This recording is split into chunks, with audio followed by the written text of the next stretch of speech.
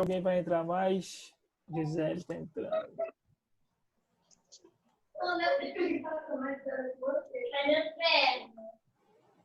Vamos abrir a Bíblia lá em Efésios 1.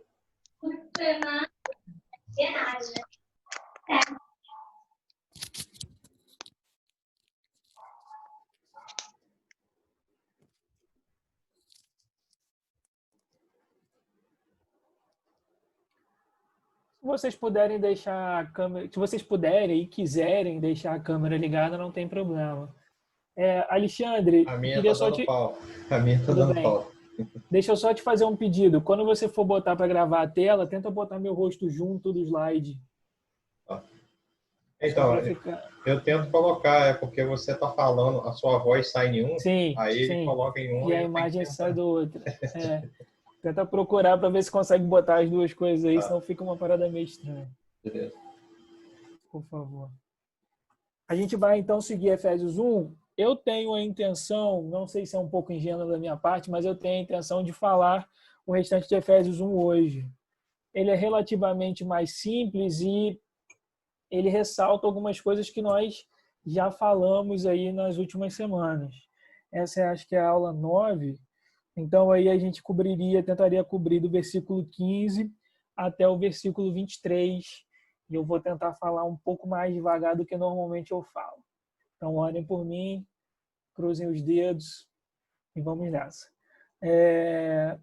Antes da gente começar, vamos orar. Pai, nós queremos te agradecer por esse dia, te agradecer pelo fôlego de vida, te agradecer pela comida que nós temos em casa, porque nós temos saúde no Senhor, porque nós temos segurança. Obrigado pela nossa igreja, pela nossa comunidade. Obrigado, Senhor Jesus, por todas as coisas que o Senhor tem nos alimentado nesse período de isolamento. Obrigado pelo seu cuidado e pelo seu zelo com a gente. Nós entregamos esse período de estudo em tuas mãos.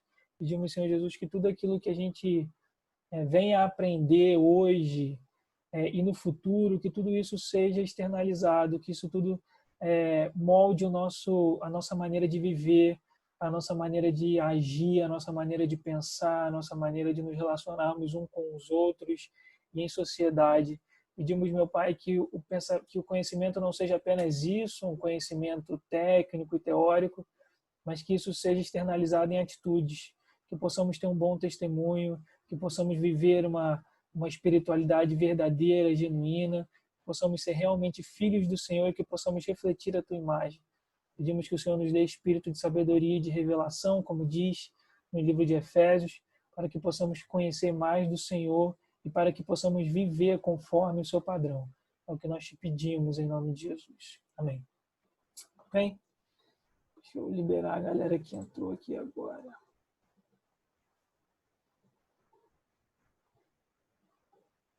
Gisele, libera então, por favor, o seu microfone e lê para mim, por favor, do versículo 15 ao versículo 23. Pode ser? Vamos fazer igual a gente fazia normalmente quando a gente estava pessoalmente, Pode. né? Deixa eu só abrir aqui rapidinho. Tá bom. Que feio, olha, não tinha nem aberto ainda o texto do estudo. Para você ver, né, como é que a gente pega. Vamos lá. Vai, Efésios 1, do 15 ao 23. Por este motivo, também eu, tendo ouvido falar da fé no Senhor Jesus, que existe entre vós e do vosso amor fraternal para com todos os santos, não cesso de dar graças por vós, recordando-me de vós em minhas orações, para que o Deus de nosso Senhor Jesus Cristo, Pai da glória, vos dê o espírito de sabedoria e de revelação no pleno conhecimento dele.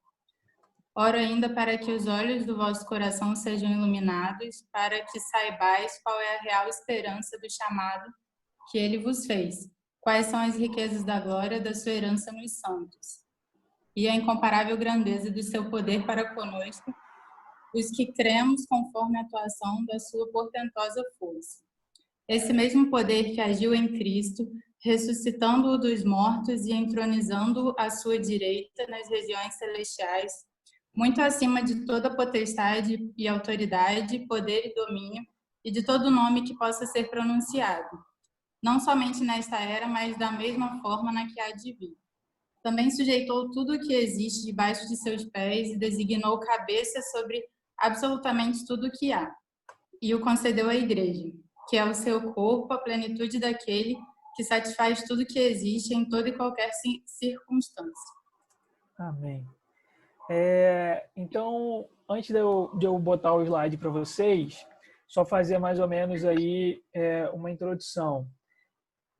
Paulo, então, naquilo que a gente viu nas últimas semanas, do versículo 3 ao versículo 14, Paulo, então, ele vai descrever aí a nossa salvação. Ele vai falar sobre as bênçãos que Deus nos deu, as bênçãos que nós temos em Cristo através do seu sacrifício na cruz e as bênçãos que nós temos hoje no Espírito Santo, que é nós sermos selados com o Espírito Santo e termos o Espírito Santo como uma garantia na nossa glorificação futura. E aí chega no versículo 15 ao versículo 23 e Paulo faz uma mudança. Paulo se move de uma determinada coisa para outra. No versículo 3 ao versículo 14, Paulo está louvando a Deus. Ele está bendizendo a Deus. Ele está declarando a divindade do Senhor na obra da salvação. E é por isso que a gente fala que do versículo 3 ao versículo 14 a gente chama de doxologia. É um texto que vai bendizer ao Senhor, que vai glorificar ao Senhor, que vai louvar a Deus. E Paulo, então, ele muda, ele faz uma transição. Ele deixa agora, nesse momento, de estar louvando a Deus e bendizendo o Senhor, e ele passa, então, a uma oração intercessória. Ele passa, então, a orar pela igreja em Éfeso. Sempre lembrando, Efésios é uma carta circular. Então, ela foi uma carta escrita por Paulo para a igreja em Éfeso, Turquia, mas ela tinha o intuito de, depois que aquela carta fosse lida pela igreja em Éfeso, aquela carta circularia pelas demais comunidades. Isso é isso que a gente chama de uma carta circular. Então, Paulo escreve essa carta à igreja em Éfeso, e depois de lida, estudada e meditada e digerida, ela deveria circular entre o restante da comunidade. Então, Paulo ele faz uma transição. Ele passa da bendição, ele passa de louvar a Deus para uma oração intercessória. Qual é a preocupação de Paulo aqui nesse texto do versículo 15 ao versículo 23? Paulo ora para que o Senhor iluminasse os olhos da igreja, para que a igreja entendesse quão profundo é o texto do versículo 3 ao versículo 14. Ele explica a salvação. Ele explica que em Deus nós somos abençoados com toda sorte de bênçãos nas regiões celestiais, como diz o versículo 3. Ele fala e ele explica o versículo 4, que fala que nós fomos chamados, nós fomos eleitos desde antes da fundação do mundo. Ele fala que nós fomos chamados ou predestinados segundo a boa determinação da sua vontade, como diz no versículo 5. Ele fala que nós fomos feitos para o louvor da glória de Deus, como diz o versículo 6. Ele fala que em Cristo nós temos a redenção, o perdão dos nossos pecados. Fala que nós recebemos aí uma multiplicação de sabedoria e prudência, como diz o versículo 7 e o versículo 8. Ele fala que nós fomos adotados como filhos do Senhor. Ele fala que o Espírito Santo é o nosso selo de garantia e o nosso selo de proteção. E aí a preocupação de Paulo nesse trecho de Efésios 1 é o seguinte: tudo bem, vocês sabem de todas essas coisas, mas e agora? Como é que vocês vão viver a vida de vocês nesse momento? Paulo queria que não ficasse apenas no conhecimento. Paulo queria que aquilo ali externalizasse da maneira que eles fossem viver a vida deles. Ele queria que eles entendessem toda a profundidade dessas coisas e que isso refletisse na vida deles. Lembra que eu falei lá nas primeiras aulas que Efésios é um livro que tem 6 capítulos, e aí Efésios 1, 2 e 3, Paulo está preocupado em expor a doutrina. Paulo está falando sobre doutrina, sobre Bíblia. É a mais pura Bíblia. E aí em Efésios 4, 5 e 6, Paulo se preocupa com ética cristã. O que é isso? Paulo se preocupa em ensinar e em falar como que os cristãos devem viver. Só que você só vai ter essa consciência de como você deve viver se o Espírito Santo iluminar o seu entendimento. Se você tiver a consciência de como que isso é assombroso. E é por isso que ele fala no versículo Efésios Efésios 1, versículo 17. Para que o Deus de nosso Senhor Jesus Cristo, o Pai da glória, vos dê o espírito de sabedoria e de revelação no pleno conhecimento dele. Paulo ora por 3 coisas só nesse versículo. Ele ora por um espírito de sabedoria, a gente vai ver isso com calma. Ele ora por um espírito de revelação e ele ora para que nós tenhamos o pleno conhecimento nele. Essa é uma preocupação de todos nós. E essa é uma preocupação que deveria ser de toda a igreja. O cristão, ele não pode ser burro, no sentido de ignorante, de desconhecer Bíblia, de desconhecer o que a Bíblia ensina. Ninguém aqui está falando que o ensino ele é a coisa mais importante e tudo mais. Agora, o que Paulo está falando é o seguinte, do versículo 13 ao versículo 14, ele ensinou Bíblia, doutrina. E agora, do versículo 15 ao versículo 23, ele ora para que aquele conhecimento se torne em conduta de vida, se torne uma ética cristã. Ele está orando para que eles tenham a real consciência daquilo, para que eles possam viver conforme aquele padrão. E é isso que a gente precisa ter em mente. A gente deve não apenas conhecer o Evangelho, mas a gente precisa viver o Evangelho, viver uma espiritualidade genuína. E mais uma vez lembrando também, lembra sempre, Efésios é considerado o tratado de Paulo sobre igreja. Então, quando Paulo ele ora, ele faz essa oração intercessória do versículo 15 ao versículo 23, ele está preocupado com a igreja. Ele quer que a igreja viva dessa maneira. Olha como é que o versículo 23, e aqui eu já estou me adiantando um pouco, mas olha como é que o versículo 23 é assombroso. Versículo 22, só para a gente entender o contexto. Também sujeitou todas as coisas debaixo dos seus pés, isso ele está falando de Jesus, para que seja a cabeça sobre todas as coisas, e o deu à igreja, que é o seu corpo, a plenitude daquele que preenche tudo em todas as coisas. Então, Paulo no finalzinho fala que a igreja tem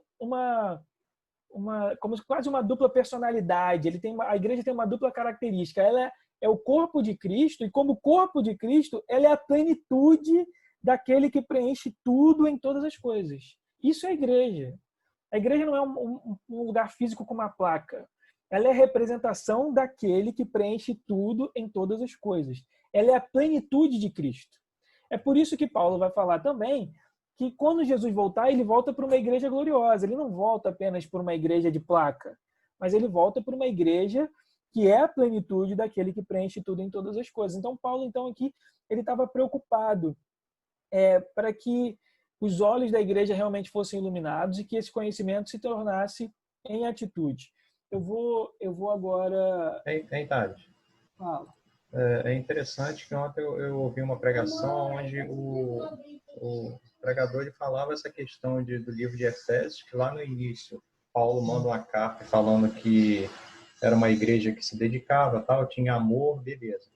Sim. E depois, em Apocalipse, João escreve sobre essa carta, a visão de Jesus, falando que eles continuavam fazendo obra, continuavam cuidando de pessoas e tal, porém tenho contra ti que abandonaste o primeiro amor. Sim. Entendeu? Se arrependa, volte, senão eu vou tirar o candeeiro do meio de vocês. Então, quando ele falou isso, ele falou que o candeeiro simboliza a igreja de Cristo.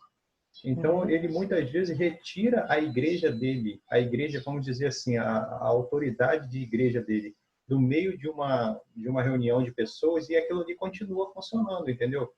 Mas já não é mais igreja, ele já não é mais a igreja de Cristo, entendeu? Porque Jesus, ele simplesmente remove o candeeiro, assim, quando não há amor entre as pessoas. Eu achei isso muito interessante, assim, quando ele tratou dessa forma, entendeu? Que uma das vertentes da igreja é amar.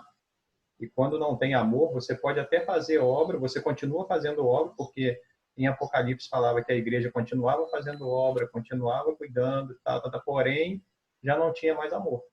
Entendeu? Eu achei isso interessante. E sempre lembrando, né? Essa é a característica da igreja de Éfeso aqui, que está no versículo 15. Versículo 15? Por isso também eu, tendo ouvido falar da fé no Senhor Jesus que há entre vós e do vosso amor para com todos os santos. Essa é a característica da igreja em Éfeso, fé em Cristo e amor entre todos os santos.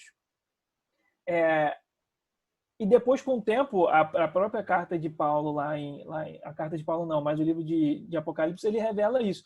Eles perderam essa característica com o tempo. Agora, essa é uma característica que deveria ser de toda a igreja. Nós devemos ter fé em Cristo e nós devemos ter amor uns com os outros.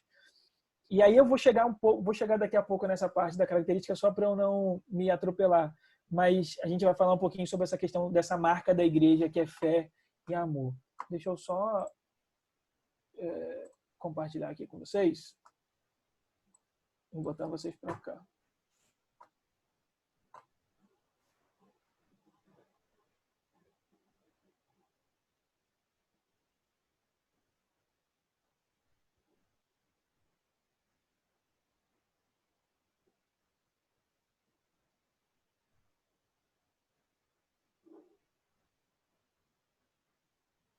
É muito slide. Esse aqui foi aquele... Deixa eu mexer. Esse aqui foi aquele resuminho que eu fiz para vocês, né? Então, essa aqui é a parte de Efésios 1, do 15 ao 23.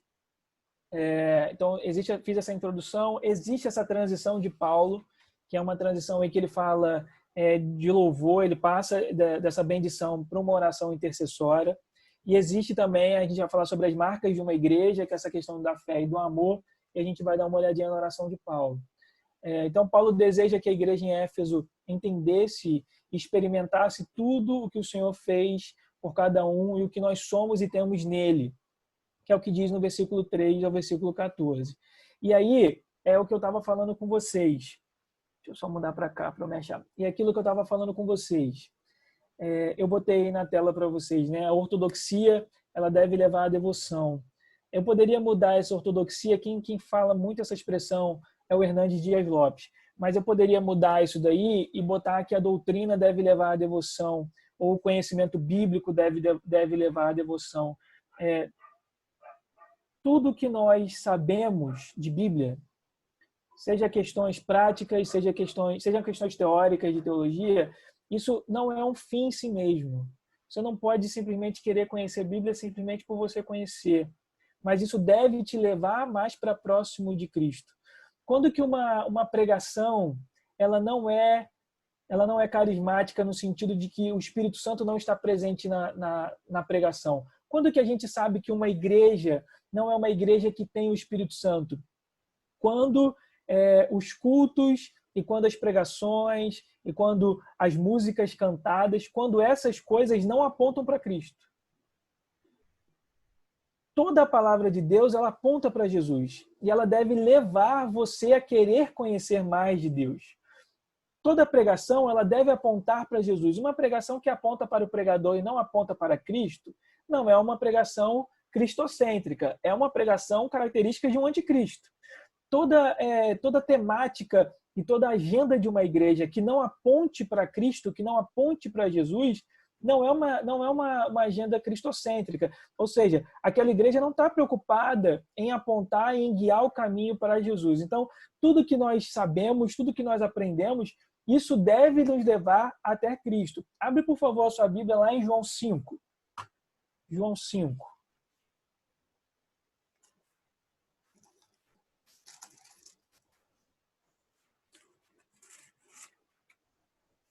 João 5, versículo 39, Jesus está falando com os fariseus.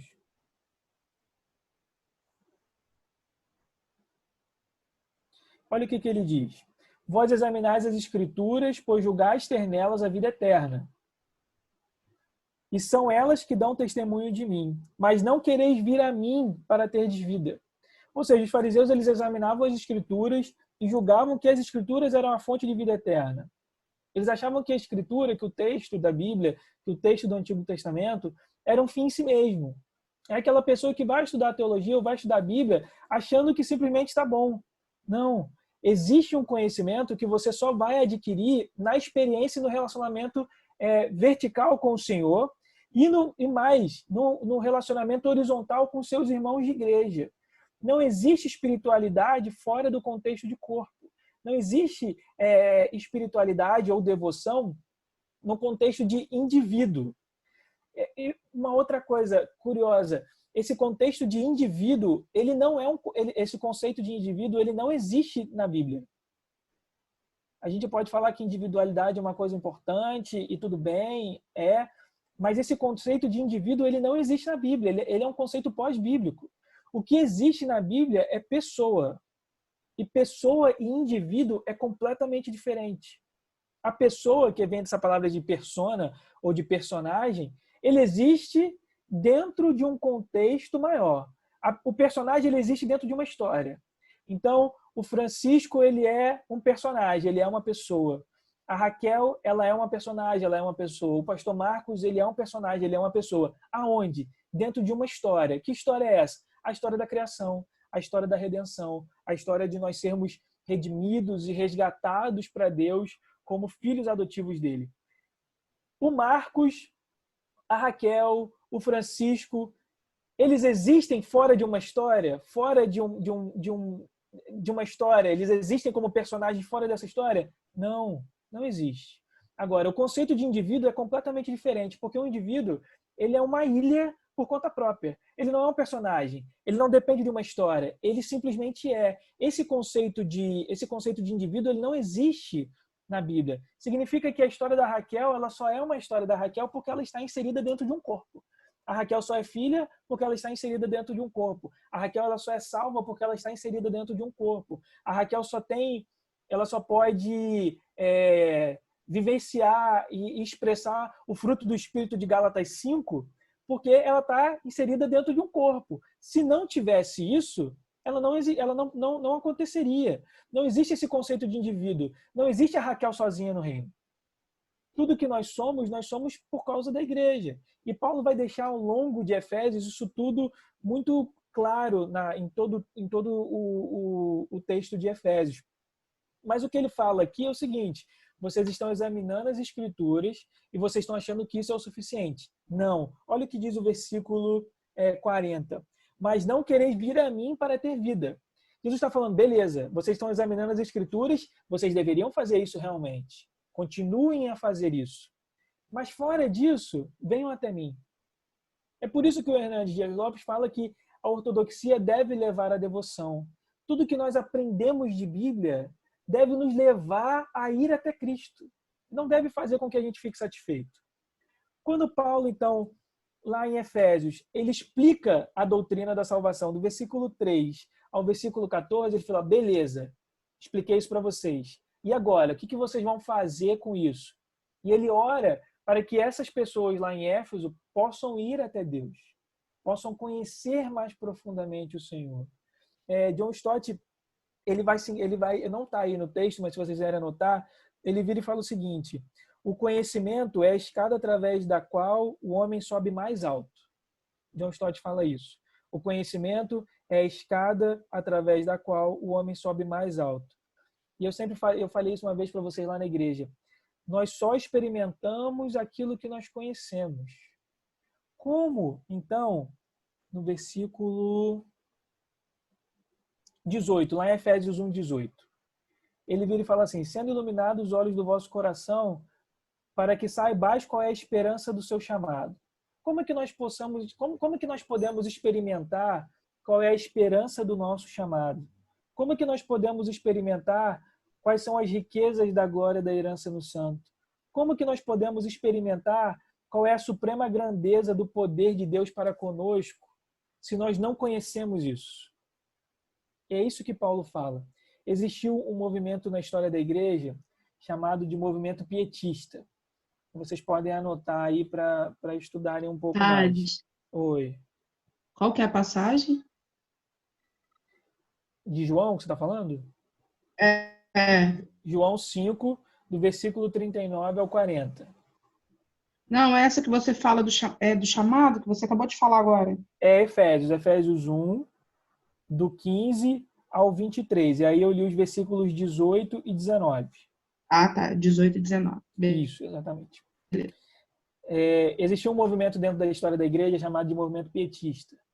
E aí vocês podem anotar. Ele foi um movimento que surgiu como uma resposta a uma ortodoxia morta. Era aquela igreja que estava fazendo todos os rituais, que estava lendo a Bíblia, que estava indo nas reuniões, mas estava morta. Não tinha vida, não tinha relacionamento com o Espírito.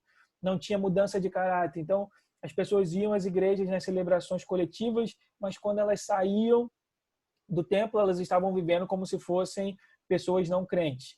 Então, existiu esse movimento pietista que incentivou de maneira muito forte a piedade, ou seja, a prática da oração, a prática do jejum, a prática das boas obras, a leitura na Bíblia, e ela incentivava que os cristãos, que os crentes tivessem uma experiência pessoal com o Senhor. Qual foi o problema? Com o tempo, o movimento pietista perdeu o equilíbrio e aconteceu que as pessoas começaram a valorizar as experiências pessoais e a negar o estudo da Bíblia, a negar as doutrinas. E é por isso que até pouco tempo atrás a gente falava que teologia era uma coisa absurda. Teologia era um palavrão. Era uma coisa voltada para os nossos irmãos presbiterianos, que muitas das vezes são cessacionistas, não acreditam na continuidade dos dons do Espírito Santo. E aí o que aconteceu? A igreja carismática, que somos nós, que acreditamos nos dons, que acreditamos nos milagres, que acreditamos na habitação do Espírito Santo de uma maneira pessoal e verdadeira, nós nos retiramos desse campo da teologia, porque nós ficamos, não, tudo bem, nós vamos orar, nós vamos ler a Bíblia, e vai ser isso, e nós vamos apenas nos reunir para adorar o Senhor, e acaba que nós ficamos um pouco empobrecidos ou desnutridos de conteúdo bíblico sólido. Esse foi uma herança que o movimento pietista deixou para a igreja no mundo inteiro. E muitas das vezes nós caímos nisso. Então, o que deve haver é um equilíbrio. Nós devemos conhecer muito bem a Bíblia, mas o conhecimento da Bíblia, gente, deve nos levar mais para perto de Deus. Quando eu leio um livro de literatura, nós só temos mais 10 minutos, mas eu vou terminar essa sala e vou abrir outra. Quando nós lemos um livro, por exemplo, de literatura cristã, esse conhecimento que nós lemos ali em literatura cristã, isso deve nos levar mais para próximo de Deus. Você não pode simplesmente conhecer por conhecer. É isso que nós temos que ter em mente. Então, Jesus estava falando sobre essa questão da ortodoxia morta. Então, a doutrina deve nos levar mais para perto do Senhor. Aí, eu fiz esse quadro que eu já expliquei para vocês, o capítulo 1 aí de Efésios. Então, do versículo 3 ao versículo 14, Paulo está louvando ao Senhor, ele está bendizendo a Deus. Então, é um louvor e bendição a Deus pelas bênçãos que ele nos deu e que Jesus conquistou e que o Espírito Santo nos dá. Então, é por isso que o versículo 3 ao 14 é chamado de doxologia. E aí, no versículo 15 ao versículo 23, Paulo, então, ele se move para uma oração intercessória. É uma intercessão pela igreja para que tenham a consciência dessas bênçãos e vivam de acordo com elas. E aí, as marcas da igreja. Lê comigo o versículo 15, Efésios 1. Deixa eu só virar aqui minha página para não me perder. Efésios 1, versículo 15. Por isso também eu, tendo ouvido falar da fé do nosso Senhor Jesus, que há entre vós e do vosso amor para com todos os santos. Então, a igreja ali, ela era conhecida por essas duas marcas. Fé em Cristo e amor. E aqui a gente tem que fazer uma observação. A fé tem que ser em Cristo. E aí você vira e fala assim, Thales, isso é uma colocação absurda. Não, não é. Às vezes nós temos um tipo de fé que não se baseia no Senhor. Nós temos um tipo de fé que se baseia em pensamento positivo. Isso não é fé, isso é pensamento positivo. A nossa fé ela tem que ser baseada em Jesus, naquilo que Jesus é, naquilo que Jesus já conquistou na cruz, naquilo que Jesus é nas nossas vidas. Então, a característica aí dessa igreja é fé em Cristo e amor. Então, Paulo diz, olha aí que está na tela, Paulo diz que eles eram conhecidos pela fé em Jesus e pelo amor que nutriam uns pelos outros. Note que eles eram conhecidos como um grupo e não por nome de indivíduos ou nome de pessoas, como eu falei com vocês aí. Eles eram conhecidos como igreja, a igreja de Cristo em Éfeso. É complicado quando nós olhamos para uma denominação ou um determinado grupo e nós falamos, pô, você conhece tal lugar? Não, eu não conheço. Pô, mas é a igreja do fulano de tal. Ah, então eu conheço. Isso é complicado. A igreja ela não pode ser conhecida por uma pessoa, ela deve ser conhecida pelas marcas do Senhor. Então a igreja em Éfeso ela era conhecida pela fé em Cristo e pelo amor que eles tinham uns pelos outros. Seria bom se a nossa igreja fosse conhecida por isso. Pô, você é de qual igreja? De qual comunidade? Eu sou da Água Viva. Pô, o pessoal lá, eles amam realmente uns aos outros, né? Eu escuto falar isso. Seria muito bom se nós seria muito bom se nós fôssemos conhecidos por isso. Agora, por que eles tinham amor um pelos outros? Porque eles tinham amor com Deus. Eles amavam o Senhor. Isso se refletia uns com os outros. Então, olha aí de novo para a tela de vocês. O mundo conhece a Jesus através da igreja e não somente através de um homem. Porque esse homem só pode refletir Jesus de maneira adequada se for no contexto de igreja. É aquilo que eu falei com vocês. Nós refletimos Deus. Gênesis, vamos lá para Gênesis. Gênesis, a Bíblia fala que nós fomos criados à imagem e semelhança de Deus.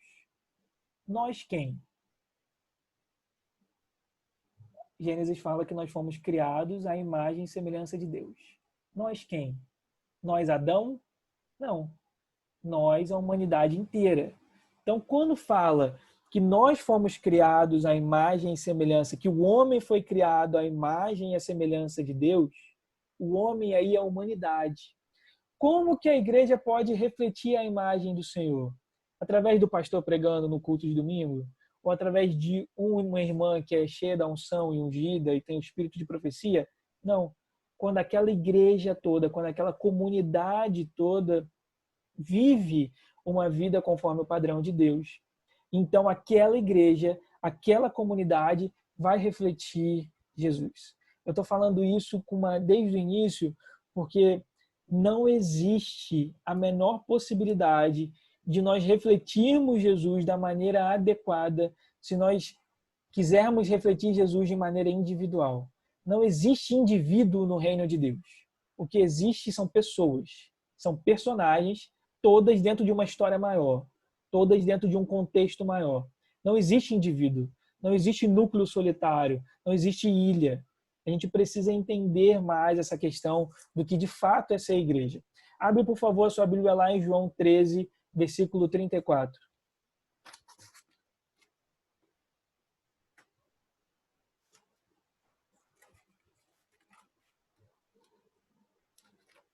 João 13.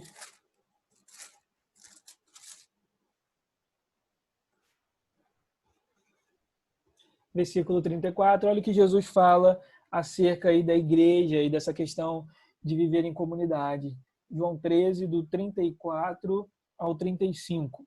Eu vos dou um novo mandamento, que vos ameis uns aos outros, assim como eu vos amei, que também vos ameis uns aos outros. Nisto todos saberão que sois meus discípulos, se vos amardes uns aos outros. Como que nós revelamos Jesus para o mundo? Através do amor que nós sentimos um pelo outro. Volta lá para Gênesis. Nós temos Gênesis, Adão e Eva, vivendo em um paraíso perfeito. Vivendo em um paraíso perfeito. Então, entra o pecado, Adão e Eva, eles são expulsos do paraíso. Qual é a única coisa que Adão leva do paraíso? Qual é a única coisa que Adão leva do paraíso? Eva. Qual é a única coisa que Eva leva do paraíso quando ela é expulsa? Adão. Não importa o que você queira ou ache melhor, você nunca vai existir sozinho no reino de Deus. Mesmo quando o pecado entrou, Adão saiu acompanhado. Mesmo quando o pecado entrou, Eva saiu acompanhada. Ainda mais nós que vivemos no reino de Deus, vamos viver acompanhados uns dos outros. Não tem como você viver igreja sozinho. Beleza.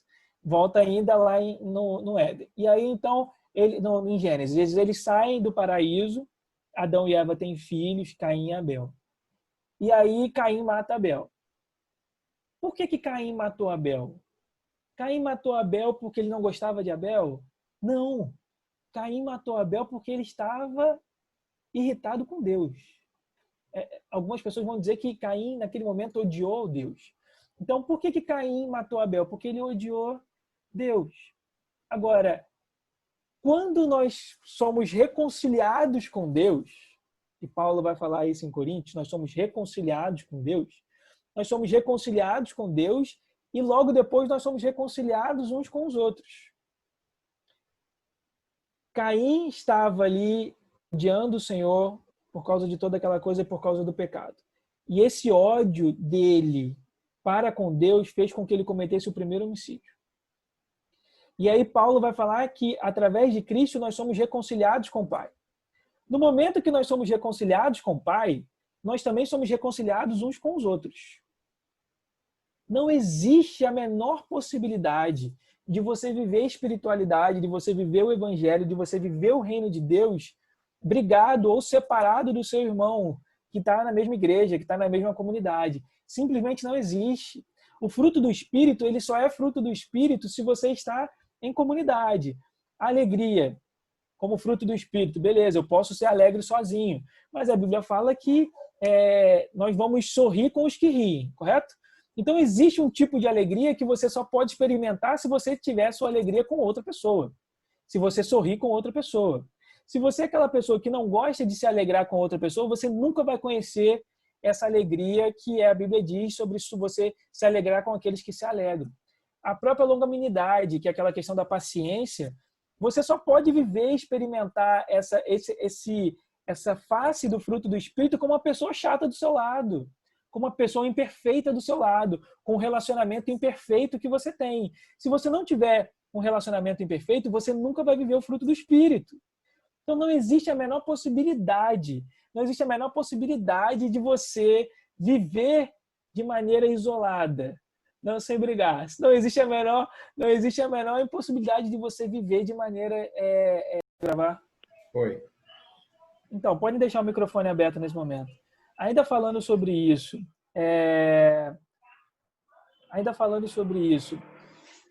às vezes a gente tem a ideia de que, e a gente sempre fala isso, né, que a igreja é um lugar só de pessoas perfeitas e de relacionamentos perfeitos. A Bíblia não fala isso. Na verdade, a Bíblia fala que nós somos aperfeiçoados em nossas imperfeições.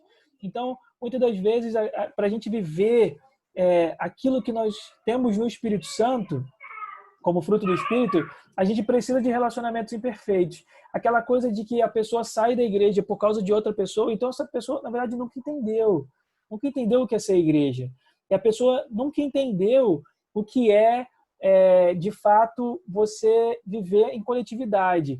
Quer ver uma coisa? Eu ouvi um podcast, eu não sei quem foi que falou agora de cabeça, acho que foi o Bibo, mas ele vira e fala o seguinte: quer ver uma coisa que é muito estranha que a gente escuta no período do louvor? Feche os seus olhos e esquece a pessoa que está do seu lado. Isso é estranhíssimo de você falar em um contexto de igreja. Como assim você esquece a pessoa que está do seu lado? Eu entendo, está falando para você não prestar atenção e focar no Senhor, ok? Mas aquele momento é um momento de adoração coletiva. Você precisa ter a consciência de que existem pessoas do seu lado e de que você não está ali sozinho. Se você fosse no seu momento de oração e de adoração pessoal, eu não vou falar a palavra individual, mas numa oração pessoal, beleza, é aquele momento então que você está no seu quarto, que você está fazendo o seu culto em casa. O problema muitas das vezes a gente não tem esse momento pessoal com o Senhor, e aí a gente quer transferir esse momento pessoal com o Senhor para um momento que é coletivo com Deus. Isso é uma questão. Então, essa coisa de fecha os olhos e esquece a pessoa que está do seu lado, isso é muito complicado. A adoração ela é individual. Se ninguém estiver adorando, você adora sozinho. Não é assim que funciona num contexto de igreja. Então, Jesus está falando ali em João, voltando agora lá para o texto de João, deixa eu compartilhar de novo a tela.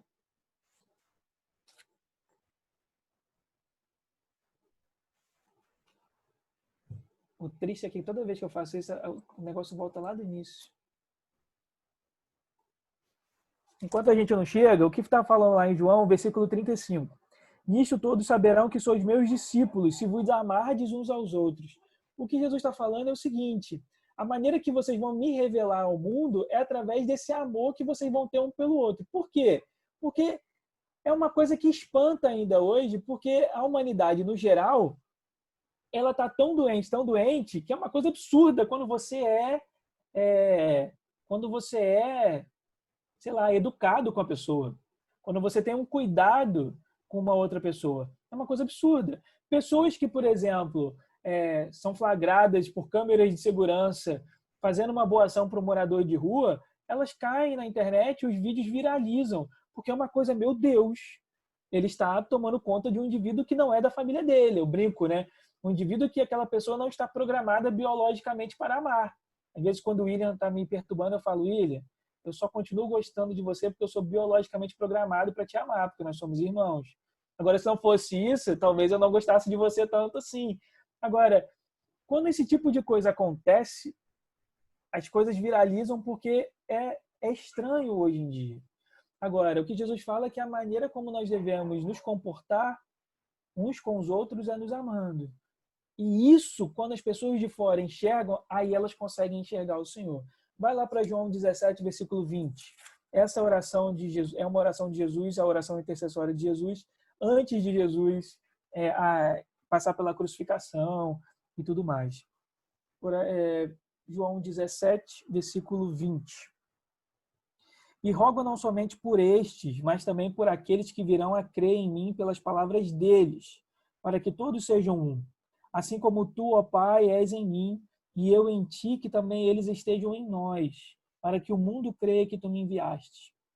Eu lhes dei a glória que me deste, para que sejam um, assim como nós somos um. Eu neles e tu em mim, para que eles sejam levados à plena unidade, a fim de que o mundo reconheça que me enviaste e os amaste, assim como me amaste. Pai, meu desejo é que aqueles que me deste estejam comigo onde eu estiver, para que vejam a minha glória, a qual me deste, pois me amaste assim desde a fundação do mundo. Pai justo, o mundo não te conheceu, mas eu te conheço. E estes reconheceram que tu me enviaste. E fiz que conhecessem o teu nome e continuarei a fazê-lo conhecido, para que o amor com que me amaste esteja neles e eu também neles esteja. Essa é uma oração muito bonita de Jesus. E Jesus, então, ele está pedindo para que a igreja tivesse unidade, para que eles fossem um. Não uma unidade qualquer. Não uma unidade, estamos unidos em prol da cidade. Não uma unidade, beleza, somos todos da Água Viva, vamos fazer um retiro, vamos com uma camiseta igual, vamos tirar uma foto e depois postaremos no Facebook. Não é essa a unidade.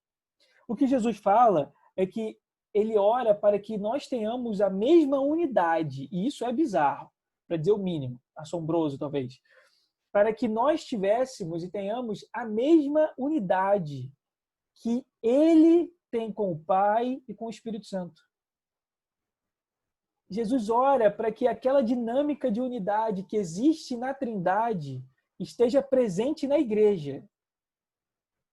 E que por causa dessa unidade, essa dinâmica da Trindade, as pessoas possam então conhecer a Deus. Isso é muito forte. Isso muda a maneira como nós nos relacionamos uns com os outros. A igreja em Éfeso, então, ela era conhecida pela fé em Cristo. Mais uma vez, a nossa fé tem que ser em Deus, em Cristo, não uma fé maluca de pensamento positivo. Nós, então, temos que ter uma fé em Cristo e nós também temos que ter amor uns com os outros. Nessa dinâmica da Trindade. Deve ser igualzinho. Nós devemos ter a mesma dinâmica de relacionamento como existe na Trindade. Seguindo, sobre essa questão aí sobre o objeto da oração. Então, volta lá para Efésios 1. Então, por causa aí do amor, por causa da fé em Cristo, Paulo então diz o versículo 16. Por causa disso, não cesso de dar graças por vós, lembrando-me de vós nas minhas orações. E aí então Paulo inicia a sua oração. Qual é o objeto da oração de Paulo? Está aí na tela de vocês. O objeto da oração de Paulo é para que Deus dê espírito de sabedoria e revelação, para que eles desfrutem das bênçãos já dadas, de que eles são e do que eles já têm no Senhor. Versículo 17. Para que o Deus do nosso Senhor Jesus Cristo, o Pai da glória, vos dê o espírito de sabedoria e de revelação no pleno conhecimento dele. Sempre lembrando, vai lá para Efésios 1, versículo 8. Efésios 1, versículo 8.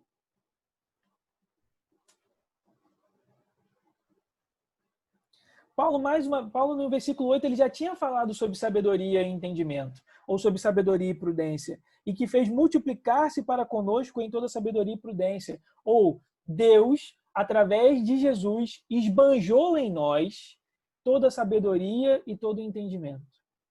Como eu falei, cristão não foi chamado para ser burro, não foi chamado para ser ignorante.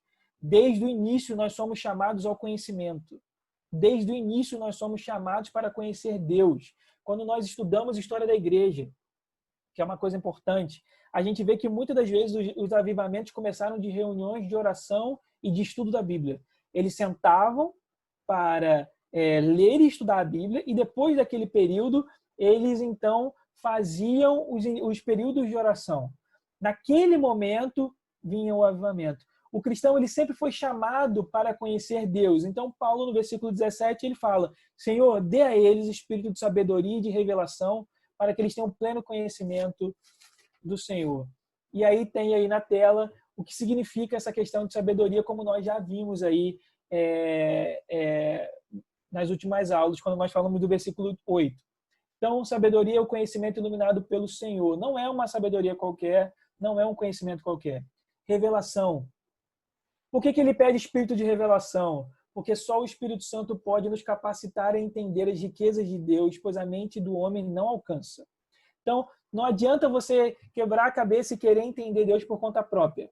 A gente já viu isso na semana passada naqueles textos de 1 Coríntios, que Deus confunde a sabedoria dos homens, Deus chama aqueles que não são sábios e dá sabedoria, a maneira como Deus fala de coisas espirituais, com linguagem espiritual, com aqueles que são espirituais.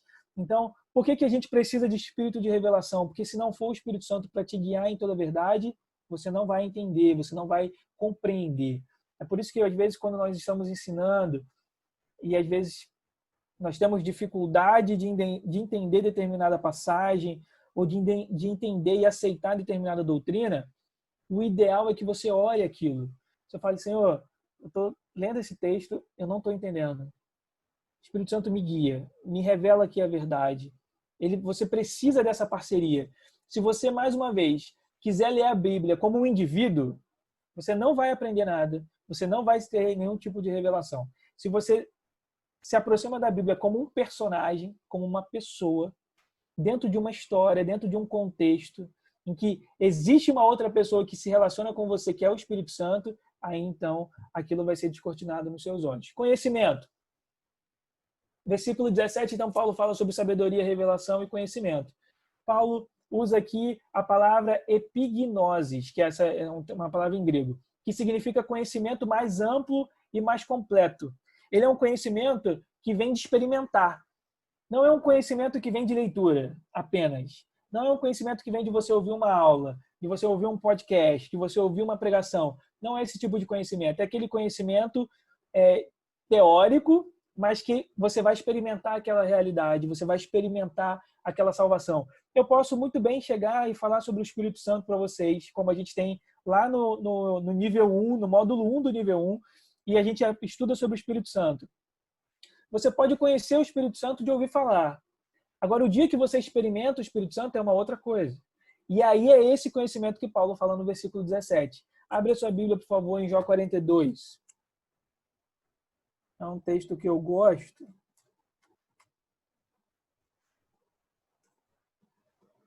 Jó 42.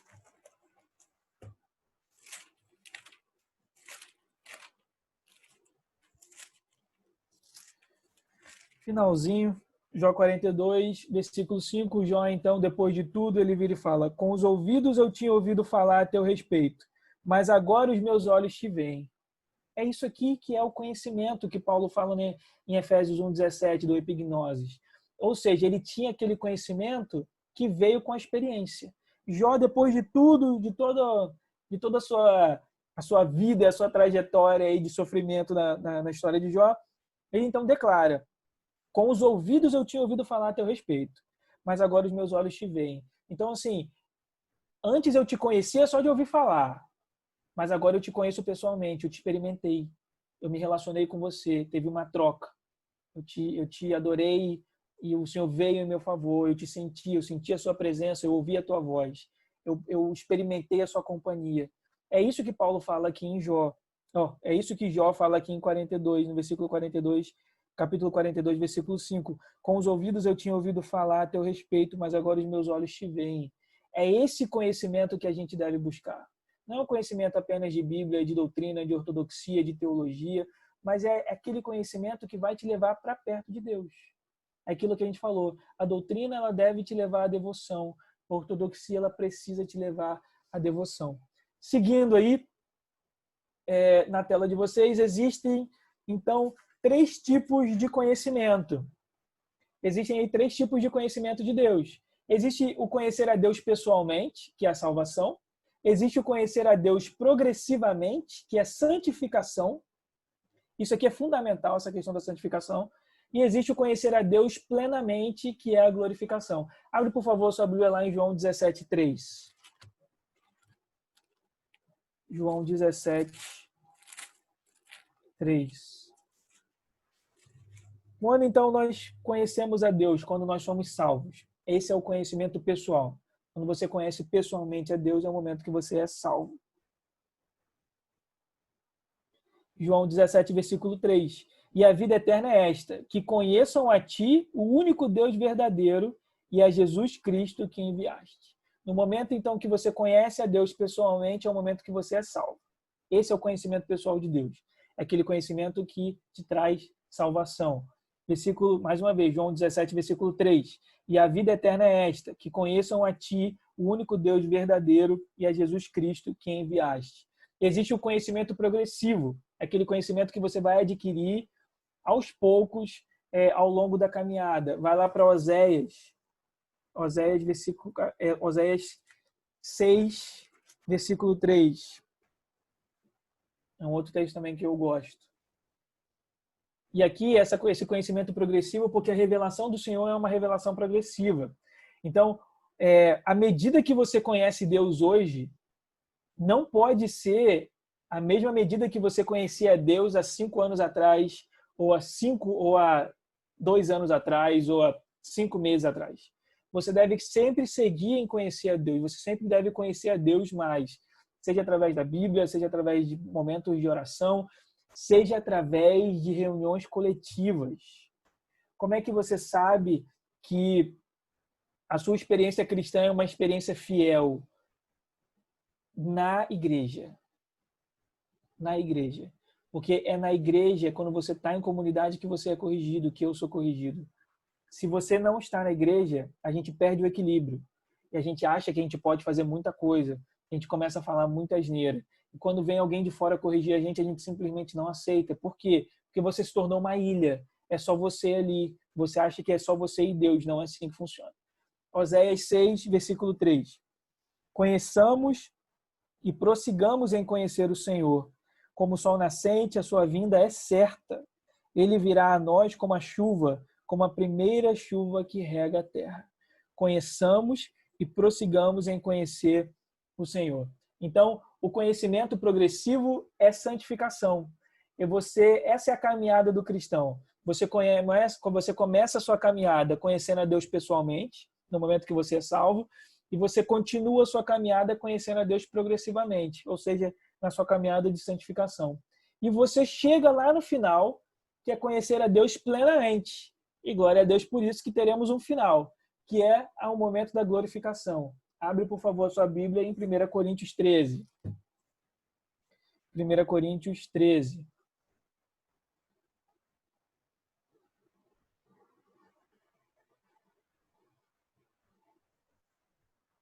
Primeira Coríntios 13, versículo 9. Porque parcialmente conhecemos e parcialmente profetizamos.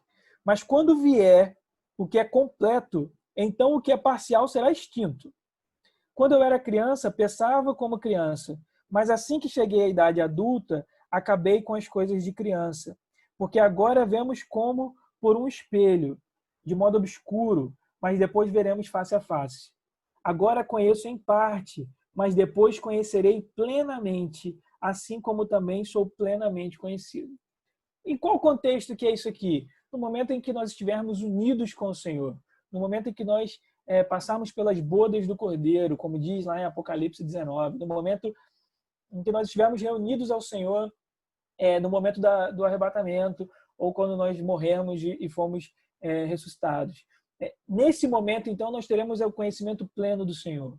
Esse é o nosso final. É o momento que nós teremos a glorificação. Então, existem aí 3 tipos de conhecimento: o pessoal, o progressivo e o pleno. Sempre falando. Isso aqui é a caminhada do crente. Você começa a conhecer a Deus pessoalmente, você prossegue em conhecer a Deus, até que chega uma hora que você vai conhecer a Deus plenamente no momento da sua glorificação. E aí, então, ele vem falando sobre o espírito de sabedoria e de revelação. Volta lá para Efésios 1. Eu não vou demorar nesses 2 pontos aqui, porque eu já falei, tá? Nas outras semanas. Efésios 1, versículo 18. Então, ele ora no versículo 17 por espírito de sabedoria e revelação. Por que ele ora pedindo espírito de sabedoria e revelação? É isso que está na tela de vocês. Ele ora para que nós possamos conhecer a esperança do nosso chamado. Ele ora para que nós possamos conhecer as riquezas da glória. Tem um S aí, mas está errado. Conhecer as riquezas da glória da sua herança nos santos e conhecer a grandeza do seu poder para conosco. O ponto 1 e o ponto 2 nós já falamos. Qual é a esperança do nosso chamado? A esperança do nosso chamado, queridão, é a esperança de que nós fomos chamados para a salvação através da eleição, que é o que diz em Efésios 1, versículo 4 e versículo 5. A esperança do nosso chamado é salvação.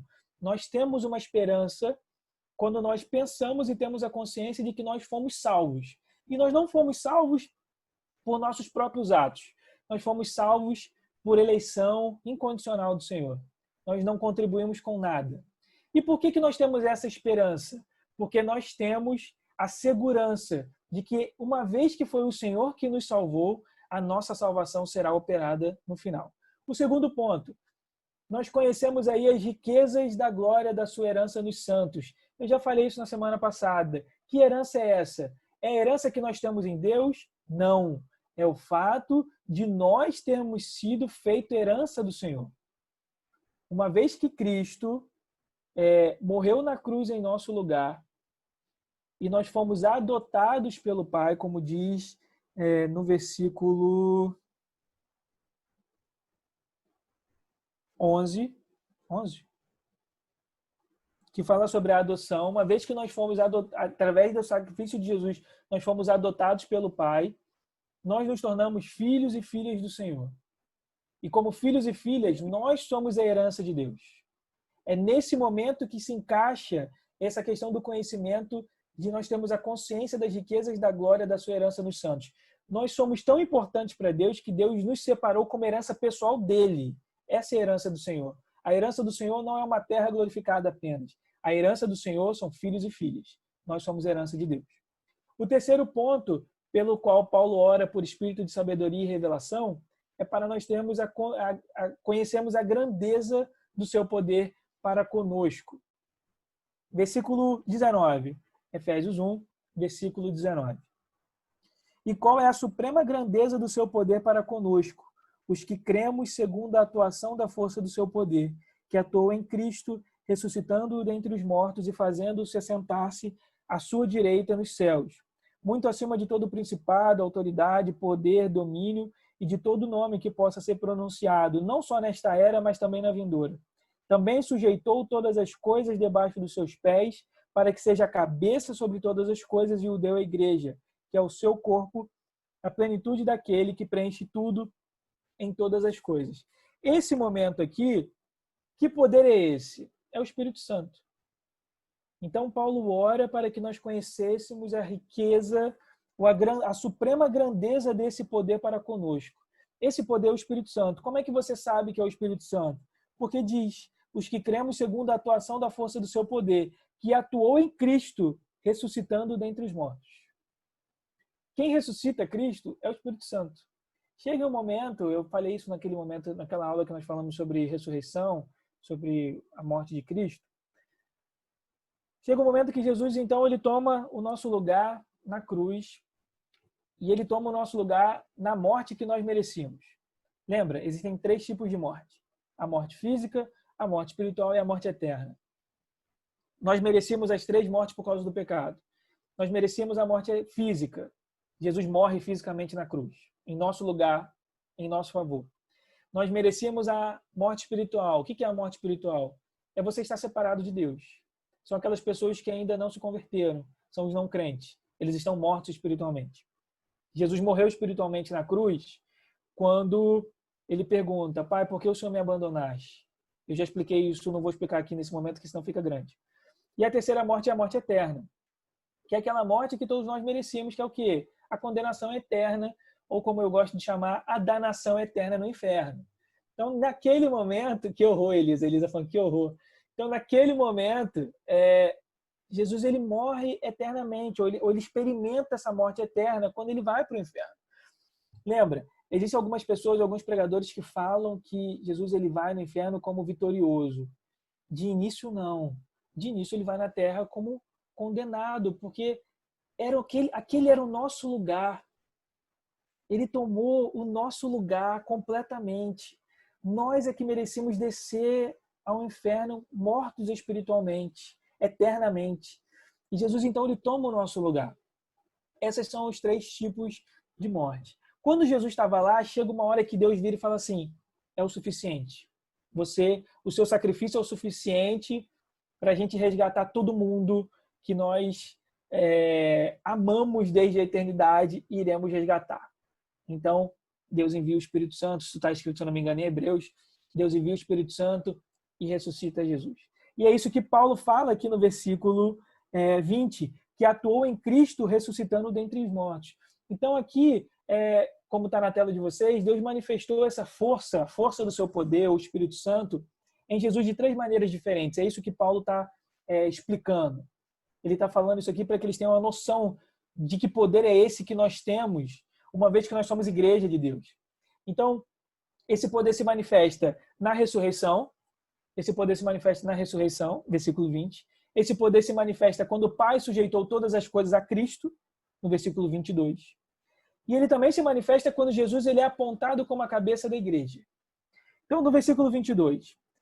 O versículo 21, eu vou ler o versículo 20 e o 21. Só para eu passar, mas eu não vou me deter isso aqui, não. Versículo 20 e 21. E que atuou em Cristo ressuscitando dentre os mortos e fazendo assentar-se à sua direita nos céus. E aí vem, muito acima de todo principado, autoridade, poder, domínio, e de todo nome que possa ser pronunciado, não só nesta era, mas também na vindoura. Então aqui, Paulo está falando sobre a superioridade de Cristo relacionada a todas as outras divindades, a todos os outros seres espirituais. Uma curiosidade, os judeus acreditavam que os ares eles eram controlados por anjos. Então é por isso, talvez, que Paulo tenha gastado um tempo escrevendo isso, muito acima de todo principado, autoridade, poder e domínio. Mas hoje nós sabemos que existem principados, existem dominadores do ar. E aqui o que Paulo está falando é o seguinte: o Espírito Santo atuando em Cristo foi tão forte, mas tão forte, que ele foi colocado à direita de Deus, muito acima de todos esses espíritos. Muito acima de qualquer pessoa que acha que é alguma coisa na fila do pão. Jesus foi colocado acima deles. E aí, a segunda questão, versículo 22. Também sujeitou todas as coisas debaixo dos pés, dos seus pés, dos pés de Jesus. O Espírito Santo, Deus, através do Espírito Santo, da atuação, da força do seu poder, ele sujeitou todas as coisas a Jesus. Todas as coisas. As coisas que estão no céu, as coisas que estão na terra.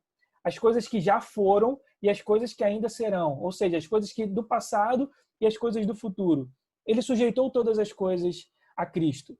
Hoje ele domina todas as coisas a partir da destra de Deus nos ares. Vai chegar uma hora que ele vai descer e ele vai governar todo o universo a partir de Jerusalém, de um local físico aqui na terra. Versículo 22. Também sujeitou todas as coisas debaixo dos seus pés. Essa aqui é uma outra coisa que foi pela atuação da força do poder, ou seja, do Espírito Santo, para que seja cabeça sobre todas as coisas. Essa atuação fez de Cristo cabeça. E essa cabeça fala e revela o senhorio de Deus, o senhorio de Jesus. Jesus ele é Senhor sobre todas as coisas. Ele é Senhor sobre todas as coisas. Ele é Senhor sobre a sua vida e sobre a minha vida. Ele é Senhor absoluto. Abre a sua Bíblia, por favor, em Efésios 5, 23. E eu já estou terminando. Efésios 5, 23.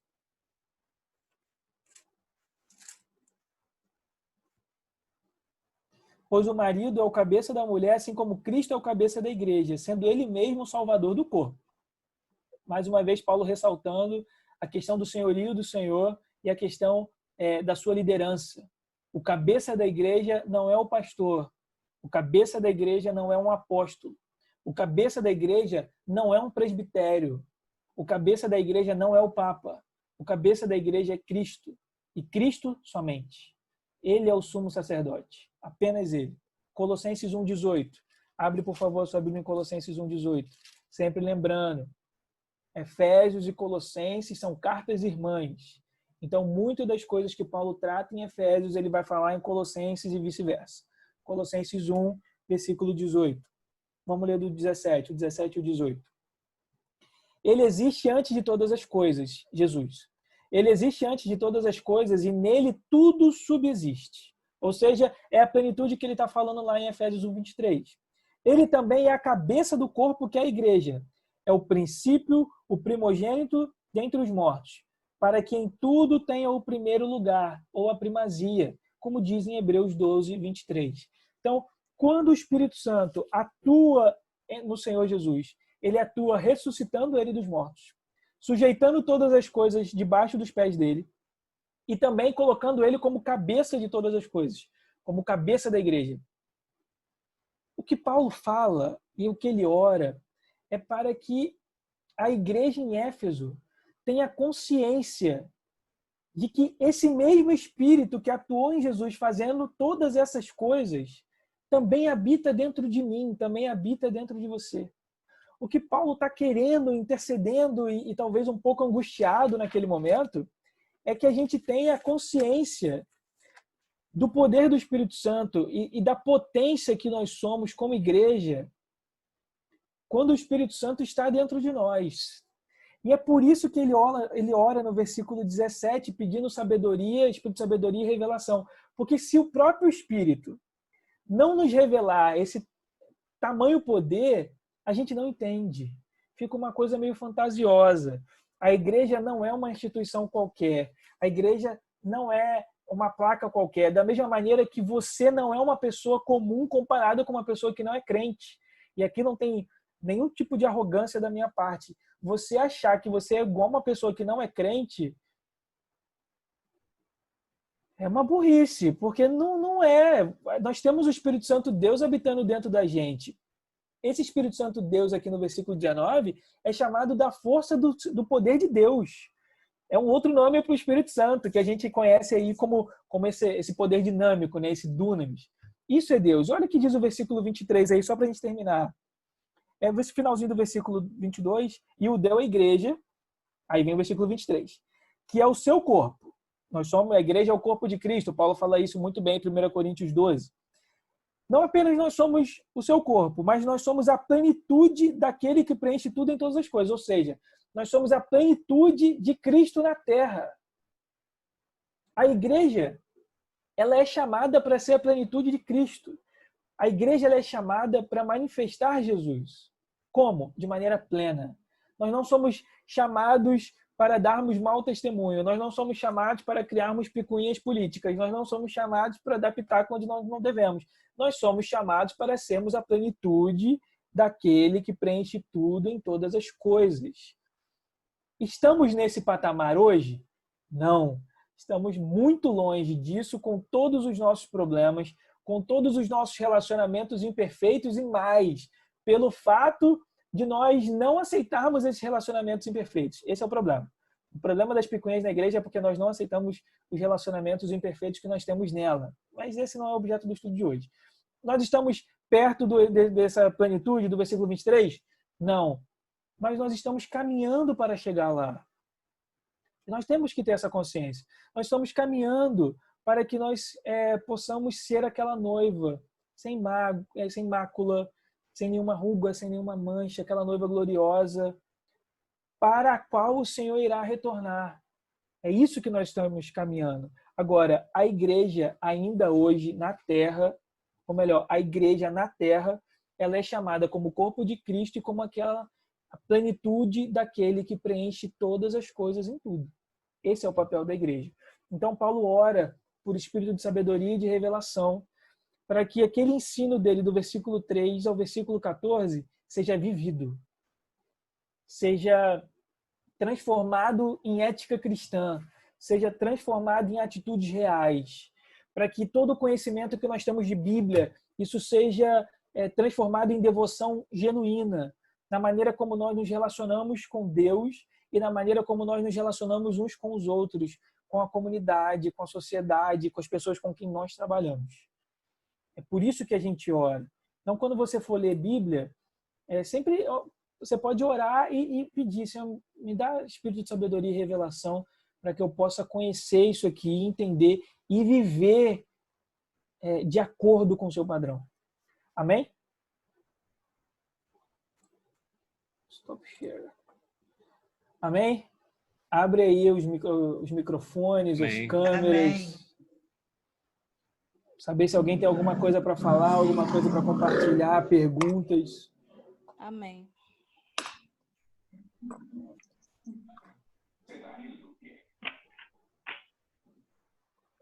Alguém tem alguma pergunta? Não tem pergunta não, mas eu tenho uma coisa para compartilhar. Compartilhe. Queria saber também se está certo.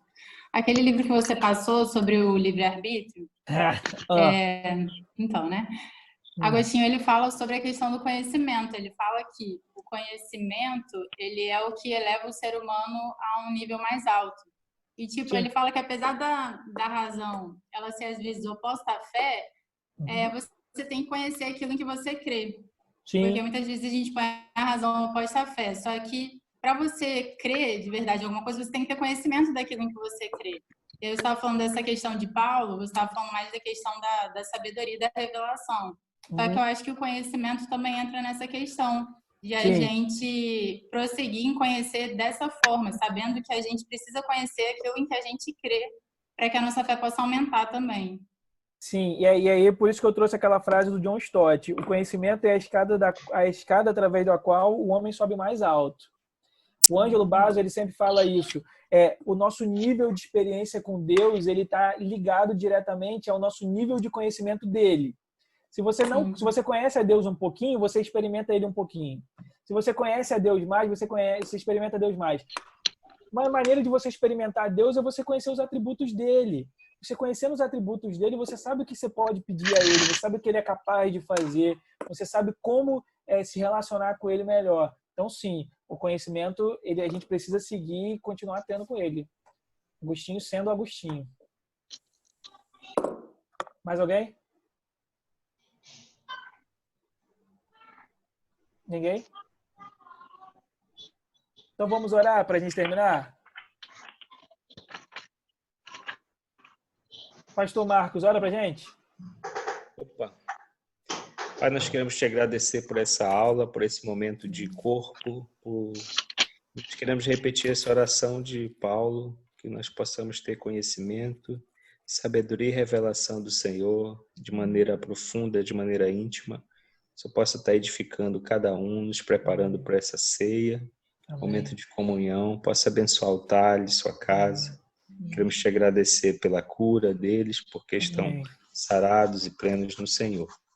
Nós tenhamos o final de semana agradável na tua presença. Abençoa cada irmão que faz parte do corpo de Cristo, aqui na igreja em Macaé. Amém. Amém. O Marcos falou aí, estamos bem.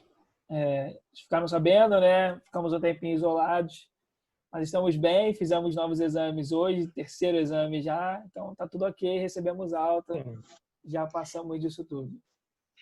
Eu ouvi falar que teve um culto aí, descovidimentação total. Aqui em aí casa precisou. Curou todo mundo de uma vez. Mas aí foi tranquilo, a gente quase não teve sintoma. Quem teve foi mais eu, Raquel e Dona Tereza, mas foi mais dor no corpo, foi mais uma gripe mesmo do que alguma coisa séria. Mas fala estamos bem. Bolsonaro. Não vou falar nada com ele, não. Mas estamos todos bem, graças